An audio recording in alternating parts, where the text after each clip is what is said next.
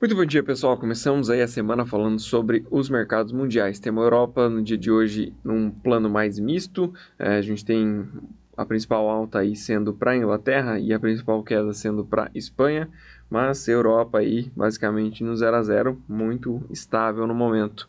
A gente teve Ásia e Pacífico, o Xangai subindo 0,72%, o Hang Seng ficou praticamente no 0 a 0.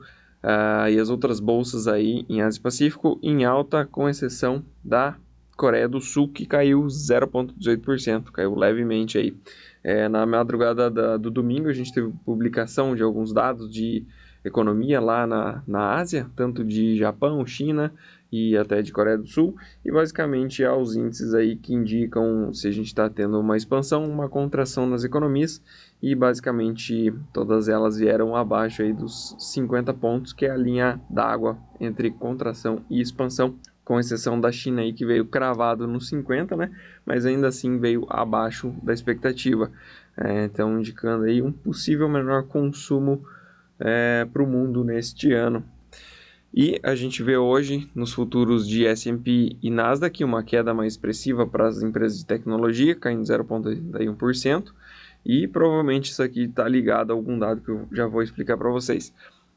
A gente vê hoje o setor de energia subindo 6,50%. O WTI aí voltou acima dos $80 o barril.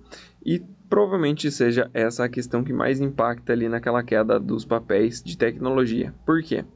Basicamente, se você tem um petróleo mais alto, você tem uma expectativa de inflação mais alta. E com uma expectativa de inflação mais alta, uma tendência a ter mais uma alta de taxa de juros nos Estados Unidos. E as altas nas taxas de juros acabam impactando principalmente as empresas de tecnologia, porque elas são empresas extremamente alavancadas. Elas tomaram muito crédito mesmo, enquanto estava lá 0,25% ao ano. Então, qualquer coisa que aumente agora acaba impactando fortemente aí nos resultados dessas empresas, e o mercado acaba correndo na frente, né? Talvez precificando esse novo aumento aí na taxa de juros. Então, por isso que hoje a gente veio uma Nasdaq a 0,81% no negativo. Petróleo expressivo, né? Expressivo. Até se vocês lembrarem, algumas semanas atrás eu comentei que quando o petróleo estava lá perto dos $63, que dependia do cartel, né? Se eles decidissem que não era um bom preço, logo eles paravam, cortavam produção e aumentavam o preço novamente, né? E dito e feito. Então, assim, eles fizeram uma reunião, foi decidido que vai ser cortado 1,6 milhões de barris de produção. Então, isso acaba impactando. Já teve nota de repúdio aí por parte dos Estados Unidos, falando que a OPEP é maluca, por assim dizer, de fazer um corte desse no momento em que as economias estão voltando a acelerar, né? Mas, enfim, eles que decidem, eles que produzem todo o petróleo utilizado praticamente, né? Então, fica à mercê das decisões deles. A gente vê hoje um dólar caindo 0,11% contra as principais moedas do mundo, queda bem tímida, né, até para o índice, sendo o principal destaque aí de queda o dólar canadense, mas lembrando que o maior peso ainda é do euro, e o euro também está em queda de 0,23%, né? Dólar contra euro, no caso. Para os metais, no dia de hoje, a gente tem o minério de ferro voltando a cair, né? Semana passada inteira foi em alta, altas expressivas. Hoje, aparentemente, uma realização, e muito em cima desses dados aí de PMI da Ásia, né? Que vieram mais fracos, e dá a entender que não vai ser necessário assim, tanto minério de ferro, porque não vai ter tanta expansão, né? Enfim, hoje a gente vê um minério de ferro em queda, prejudicial aí para nossa Vale do Rio Doce. A gente, na parte das agrícolas, tem um dia mais altista. A gente vê um trigo com uma alta bem expressiva, né? Impressionante, na verdade, de 2%.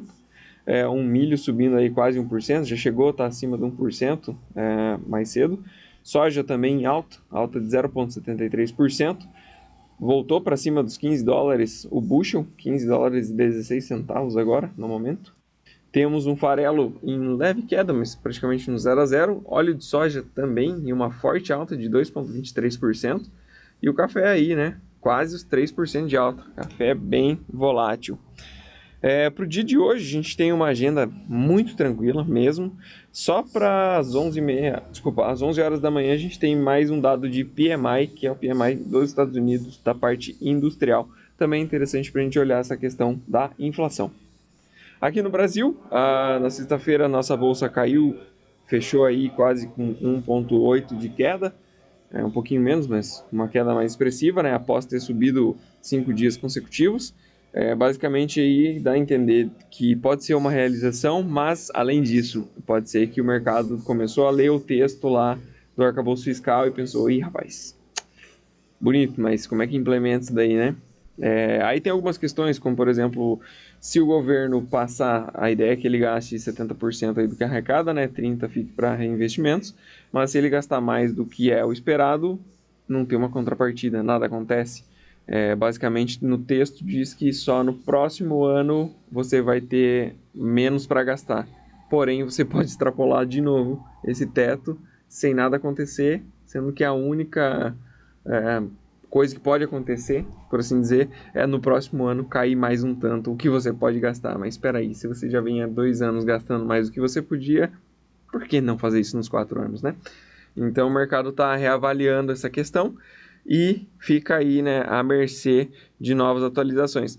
Vale lembrar que essa semana, sexta-feira, a gente tem Sexta-feira Santa e não teremos bolsa, e lá na parte do parlamento o pessoal já está de férias de novo, entendeu? Então assim, a semana tende a ficar mais calmo o cenário político, o mercado vai ficar provavelmente mais lateralizado até ter novas informações aí com o que trabalhar, né? E esse texto do arcabouço fiscal que ele foi apresentado, ele ainda deve passar aí pela Câmara dos Deputados e pelo Senado para ser aprovado, né?